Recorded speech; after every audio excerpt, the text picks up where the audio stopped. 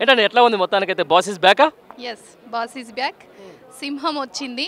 ఇకపై మరి నల్లమల్ల పులులన్నీ దాక్కుంటాయో మరి బయటికి వస్తాయో చూద్దాం. ఎందుకంటే ఎక్కడున్నాడు కేసీఆర్, ఎక్కడున్నాడు అని అడిగినారు కదా, వచ్చిండ్రు. మా సింహం బయటికి వచ్చింది, కాసుకోండి అని మేము ఛాలెంజ్ విసురుతున్నాం. ఎందుకంటే ఏదైతే అబద్ధపు హామీలతో, అబద్ధపు 6 గ్యారంటీలతో ఈరోజు కుర్చీలో కూర్చున్నారో, మరి ప్రజలందరినీ మోసం చేసి ప్రజలందరికీ కూడా అర్థమైంది మేము మోసపోయి మా ఓటును వేస్ట్ చేసుకున్నామని.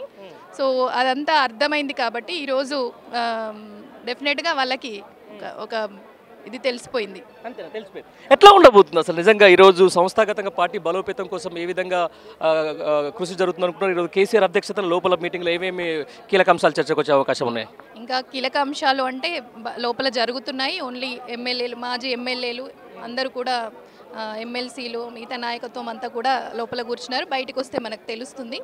డెఫినెట్గా పార్టీ బలోపేతానికి, పార్టీ కోసం పనిచేసే ప్రతి ఒక్కరికి తగిన ఇంపార్టెన్స్ ఇస్తూ మనం ప్రజల్లోకి ఎలా వెళ్ళాలి, ఇప్పుడు కాంగ్రెస్ చేసిన మోసాలని ఎలా బయటపెట్టాలి, జనాల్లోకి ఎలా వెళ్ళాలి, వాళ్ళకి అర్థమయ్యేలాగా ఎలా చెప్పాలి, నెక్స్ట్ వేసే స్టెప్స్ ఏంటి అనేటి అన్నీ కూడా బాపు కేసీఆర్ గారు మాకు అందరికీ కూడా నిర్దేశం చేస్తారు. మేమందరం కూడా వారి నాయకత్వంలో, వారి అడుగుజాడల్లో డెఫినెట్గా పార్టీని ఇంకా బలోపేతం చేసి మళ్ళీ బాపు కేసీఆర్ గారిని సీఎం కుర్చీలో కూర్చోబెట్టేదాకా మేమెవ్వరం కూడా నిద్రపోయే ప్రసక్తే లేదని నేను మొత్తానికి చూస్తున్నాం. ఈరోజు తెలంగాణ వ్యాప్తంగా కూడా సబ్బండ వర్గాలు కూడా అన్హ్యాపీగా ఉన్నాయి. ఒక 15 నెలల నుంచి కూడా కాంగ్రెస్ పార్టీ వచ్చిన తర్వాత రియల్ ఎస్టేట్ ఒక విధంగా డౌన్ అయింది. ఒకవైపు మహిళలకు సంబంధించిన దాంట్లో కూడా విషయం వాళ్ళని కూడా ఇబ్బంది పడుతున్న పరిస్థితి. అంటే ఏ వర్గాన్ని కూడా ఈరోజు కాంగ్రెస్ పార్టీ సరిగా చూడలేదు, సరిగా వాళ్ళకు న్యాయం చేస్తలేదని చెప్పేసి ఒక వాదన వినపడుతుంది. ఈ నేపథ్యంలో కూడా కేసీఆర్ ఇదివరకు బీఆర్ఎస్ పార్టీ సోషల్ మీడియా ఎంత స్ట్రాంగ్ ఉందో మనం చూస్తూ ఉన్నాం.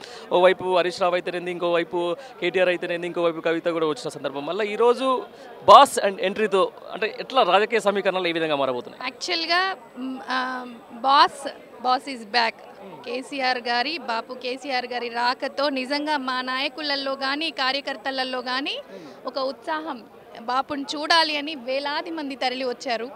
సో బాపు రాగానే ఇంకా మా లోపల బాధ్యత పెరిగింది. ప్రతి ఒక్కరిలో కూడా ఉత్సాహంతో ఇంకా పని చేయాలన్న ఉత్సాహం, పార్టీ కోసం పనిచేస్తూ ఖచ్చితంగా మళ్ళీ ఏదైతే ఈ కాంగ్రెస్ ప్రభుత్వం చెప్పిన అబద్ధపు హామీలని జనాల్లోకి అందరికీ అర్థమయ్యేలాగా తీసుకెళ్ళి డెఫినెట్గా మళ్ళీ మన బీఆర్ఎస్ ప్రభుత్వాన్ని మళ్ళీ తెచ్చుకోవాలనే ఒక దీంట్లోనే మేము పనిచేయడానికి సిద్ధంగా ఉన్నాం.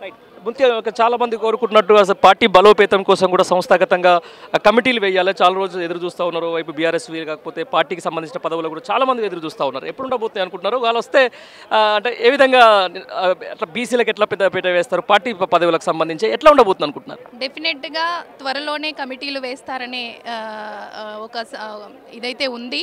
అందరూ కూడా ఎప్పుడు కమిటీస్ వేస్తారు, మా బాధ్యతలు మేము తీసుకొని ఎప్పుడెప్పుడు ఇంకా ఉత్సాహంగా వర్క్ చేయాలని ప్రతి ఒక్క కార్యకర్తలోనూ, ప్రతి ఒక్క నాయకుల్లోనూ ఉంది. అంటే కొత్త ఉత్సాహంతో ఇంకా ఉరకలు వేస్తూ పనిచేసే ఇది రావాలంటే ఖచ్చితంగా కమిటీలు వేసుకోవాల్సిన అవసరం ఎంతైనా ఉందని మా నాయకత్వానికి తెలుసు. బాపు కేసీఆర్ గారు మరి ఈరోజు అనౌన్స్ చేస్తారు అనే ఒక విషయం కూడా వింటున్నాము. నిజంగానే అలాంటి అనౌన్స్మెంట్ వస్తే నిజంగా మిగిలిన వాళ్ళందరిలో కూడా ఉత్సాహం, మాలో కూడా ఉత్సాహం వస్తుంది. అది డెఫినెట్గా పార్టీ ఇంకా బలంగా మారుతుంది. ఎందుకంటే ఇప్పటి వరకు ఉన్న 60 లక్షల మెంబర్షిప్తో పాటు కొత్త మెంబర్షిప్స్ని పెంచుకొని నాయకత్వాన్ని ఇంకా బలంగా చేసుకొని మన బీఆర్ఎస్ నినాదాన్ని, తెలంగాణ నినాదాన్ని ప్రజల్లో పట్టుకొని ప్రజల్లోకి వెళ్ళి డెఫినెట్గా వచ్చే స్థానిక సంస్థల ఎలక్షన్స్లో కానివ్వండి, ఇంకా అన్ని రకాల ఎమ్మెల్సీ ఎలక్షన్స్ ఉన్నాయి, ఎవ్రీథింగ్ అన్ని రకాల ఎలక్షన్స్లో కూడా బలంగా మా నినాదాన్ని వినిపిస్తూ ప్రతి దాంట్లోనూ గెలుపొందడమే ముఖ్యంగా మేము అడుగులు వేస్తాం.